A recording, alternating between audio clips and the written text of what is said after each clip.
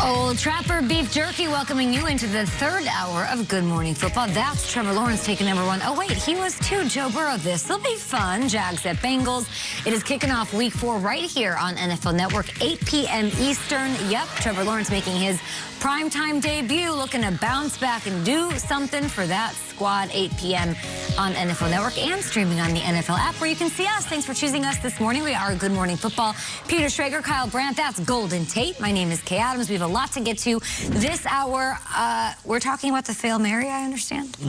Hail Mary. Not the for the Hail last Mary. time. Golden, you're the star of one of the most controversial plays in NFL history. We're going to give you a chance to say, I caught that thing. It is not a Hail Mary. Are you ready? Yes. Okay. We're going to talk about the Steelers. We got Which Guy Wednesday, big show, Hall of Fame coming up. Let us know what you want to talk about at GMFB as we hit the lead block. Good luck. And welcome in Ian Rapoport. Ian, let's start with the Bucs, who just broke this news in the long show history at the end of the last hour. Are they getting help in their secondary? Big game this week.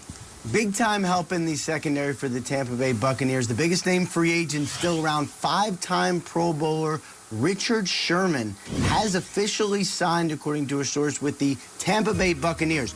The original source, who said he was intending to sign with the Bucs, was Sherman himself. He announced this deal on his new podcast with PFF, I believe. I listened to a little bit of it. It sounded good, and he gave some details about what led to this. First of all, we knew he flew from Seattle to Tampa Bay yesterday. He also had conversations with the San Francisco 49ers. He had conversations with his former hometown Seattle Seahawks, but this really was the place. And clearly, by Sherman getting on the plane, we knew this was a done deal. And of course, there was a little recruiting along the way. The Tampa Bay Bucs staff, he had conversations with the front office. Sherman serves as his own agent, but maybe just a recruiting call from Tom Brady himself ended up sealing this deal. Now officially official. He's going to play for the Bucs. Potentially makes his debut against the New England Patriots this weekend in what is already a big-time game. And this is all crazy, by the way, because Richard Sherman, the whole thing of Richard Sherman started with "You Mad Bro," with him coming at Tom Brady on the field when the Seahawks played the Patriots. Now, nobody's mad because they're on the same team. The circle of Tom Brady. Those things are bound to happen when you play in the NFL for 20-something years. Thank you so much, Ian Rapoport. Talk to you in a bit. And yes, this is it. This is the game that we've been talking about all offseason, the matchup that we were super excited for the schedule release to be announced. Week 4, Tom Brady heading back up to Foxborough to take on the Patriots, to revisit Bill Belichick and all of it. Our reporters are on the ground and covering both squads early this week. Sarah Walsh with the Buccaneers, of course, Mike Giardi with the Patriots. We are pumped for this game. Sarah, let's start with you. What is Bruce Arians saying ahead of what, even if they want to pretend it's not a huge matchup, a huge matchup? Well, Bruce Arians is saying for 98% of this team, Kay, this is just another road game, and they need another road win, especially after what happened last week. But he did concede. For 2 guys, this is huge. He said it's going to be the biggest story nationally. This Bucs team understands that, and they are going into Foxborough not fully healthy. We saw Rob Gronkowski, one of the 2 guys this is a huge game for, take a really tough hit against the Rams. This is a banged-up team. We'll know more after today. Some of the injury issues, JPP, we don't know his status. Antonio Brown still on the COVID list. And of course, there's been the situation at corner, which we believe is now going to be rectified by Richard Sherman. Rick Stroud of the Tampa Bay Times is reporting just moments ago that as soon as he signs, he's expected to be here at practice today and is expected to play on Sunday in Foxborough. As for Tom Brady, well, look, yes, he'd like to take it to his old coach, but there's something nice he can do for his current coach. This is Tom Brady's day on Sunday, but it is Bruce Arians who will turn 69 on Sunday. Now to Mike Giardi in Foxborough.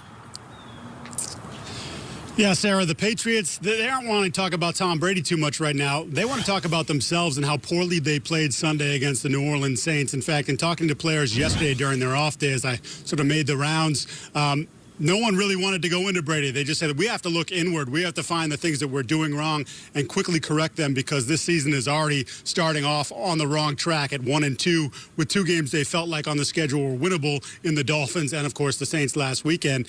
And then when you talk about the game with Tom Brady and the Bucs, the weapons that Tampa has means the point total is probably going to be high no matter what the Patriots do. So can their offense get into the high 20s? Right now, the answer would be no, because they're not protecting Mac Jones. He's been hit 28 times in the first 3 games this season. That is bottom 5 in the league, or top 5, whichever way you want to look at it. And I asked Josh McDaniels, the offensive coordinator, how is he feeling about this? What's his concern level? And he said, look, I never want our quarterbacks to get hurt. There are plenty of things that go into this, but right now, clearly, the offensive line in particular, not playing well enough, Kay, to protect Mac Jones, a rookie quarterback with a running game that, by the way, was supposed to be good as well, was not in week 3. At least not in week 3. They started the season pretty hot on the ground. Of course, the body language from the rookie quarterback, not great. Hopefully that improves in time for their Sunday night matchup, which I'll see you at, Mike Giardi. I will be there, and I will bring the Twizzlers. Yes. Thank you so much to Mike with the Patriots there, Walsh, covering the Buccaneers, the defending champs. It's a big one, and the hype, and we'll talk to you two later, the hype's just insane. It's gone through the roof. We've been pumping it up, and we're just days away. So 3 weeks in, who does this epic Buccaneers-Pats matchup mean more to? Tom Brady or Bill Belichick? I think about Brady, and he was the 6th quarterback taken in the 2000 draft, and he remembers all those players, and it still affects him today, and it still drives him today. And I think about this man and never wanting to have anything but his own legacy be the determining factor of how things were left, and him having rewritten history so many times. And I don't like the way things ended for him in Foxborough. And I go back to that playoff game 2 years ago when he's going up against Ryan Tannehill and the Tennessee Titans, a team that was on a nice little run here, and Brady's last pass as a Patriot in Foxborough was this, a pick 6 to Logan Ryan, a former teammate, no less, who brought it in and basically ended Brady's time as a Patriot. It's such a weird ending for Brady. I thought for sure they would win this game, and then Brady might even catch some heat and go on and do something in Baltimore the following week if that's where they were headed or whatever it was going to be. That's how to me, Brady wants to get that last word, and the stench of that season and that era and that time ending in Foxborough that way, I think it still sits with him. And he might look at it and watch the show, and Tom would say, are you kidding? I just won a Super Bowl last year. I think you're right. I don't think he likes the fact that his last pass in Foxborough in front of those fans was a pick 6 to a team, the 2020 Titans or 2019 Titans, that did go to the AFC Championship game, but were not necessarily world beaters that year. It wasn't against Manning. It wasn't against Mahomes. It wasn't against one of the great defenses of all time.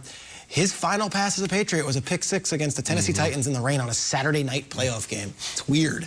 I think Brady wants to get a last laugh here. Brady wants to get a last feel, and Brady wants to get a last pass that he wants to look back on and say, that's how I ended things in Fox. Does it mean more? So it means more to Tom Brady? I think it does. You think it does? It was supposed to be he waves as he walks off, winning the title game and the Super Bowl and all that. What you're talking about, like, let's not put too fine a point on it. There's massive egos are involved here, too. Like the Belichick ego, the Brady ego. Is Bill Belichick the greatest coach of all time? I mean, is he? Because he gets talked about. The greatest coach in team sports history. He's not getting compared to Don Shula anymore. He gets compared to John Wooden and Red Auerbach.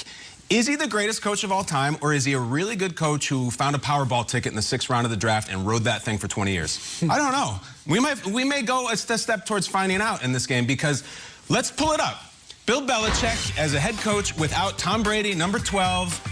With Tom Brady, 3,064 without, 62-74, sub 500. Without Tom Brady in New England, 26-30. You know, they lost that Mo Lewis game that Brady came in. They were 0-2 to start that season because they lost the week before without Tom Brady. Then Brady comes in and they start winning. I just want to know, like, of course Belichick is a great football coach, but are we pumping the brakes on this greatness stuff because actually Brady is the greatest? Would Phil Jackson have taken some just random Hornets teams or Nuggets teams to the finals, or is because he always said Kobe and Jordan? I don't know, but I think Belichick wants this one bad. If you have enough ego to name your boat after how many championship rings you've won, which I respect, you got to beat this guy. If Tom Brady comes in and wins 41-10 and just waves and everybody worships him and Belichick's yesterday's news, I don't know. I think Belichick wants it bad, and all this fake modesty is BS. Huge ego, huge stakes. Yeah, you guys make 2 great points, and it has me like pondering over here. But it could be both. I think it's got to be Belichick. Okay. I mean, for a couple reasons. I mean, this could be one of the only things he hangs his hat on this year for sure. And a team win, it would be just great for the team. I mean, maybe get some going. But, you know, I just feel like when the Patriots beat him, and at the center field, Bill Belichick's like, yeah, I still know how to beat you, okay? Just know that, okay? I know how to do it. And so it's going to be the ultimate chess match, I feel like. And it's going to be fun to watch. But at the end of the day, like, Tom Brady's secured his legacy when he played New England for 34, 35 years, it seems like, and then went to a team the next year and wins a Super Bowl right away after being in one uniform for a long time.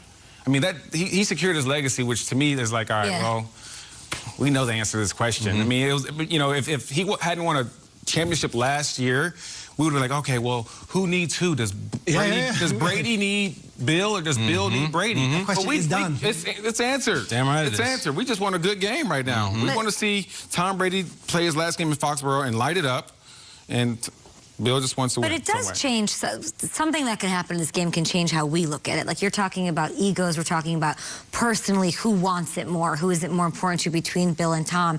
But public perception is another little intriguing angle to this. Like, how we look at these guys will change. Like, Tom goes in and loses this game. We're not taking anything away from Tom.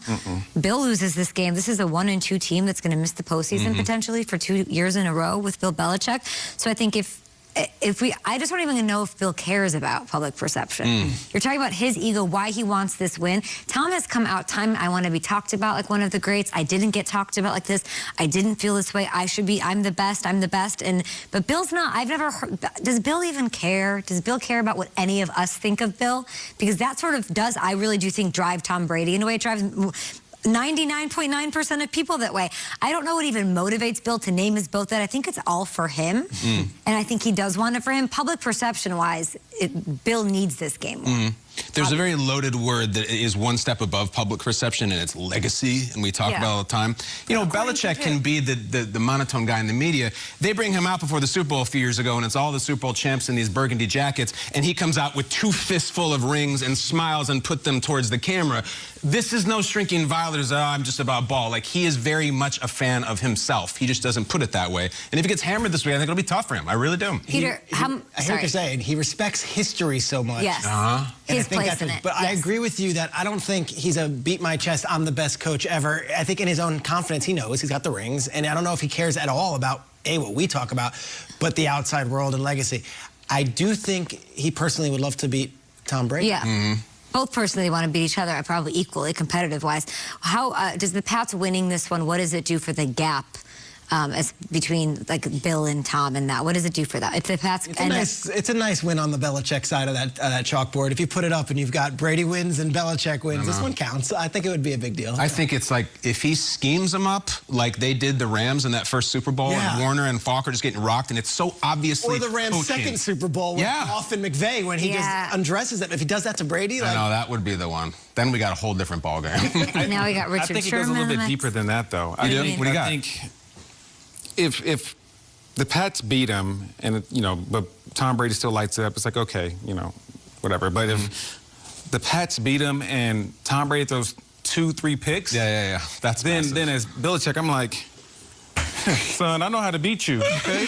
I know how to beat you. You're doing what Eli did the other night. Will that silence doubters of Bill Belichick, or people who are making those? I think it would be massive. Yeah. I think how this season how the Mac Jones phase plays out will say a lot about Belichick, because, damn, if he starts winning these, conference titles and things like that with this kid, that's massive. More Good Morning Football up ahead. Let's talk Steelers. How should those fans be feeling what they saw in Week 3? Tough start. Should they be concerned? Very different experience for 2021 to 2020. Very different for the Steelers fan base.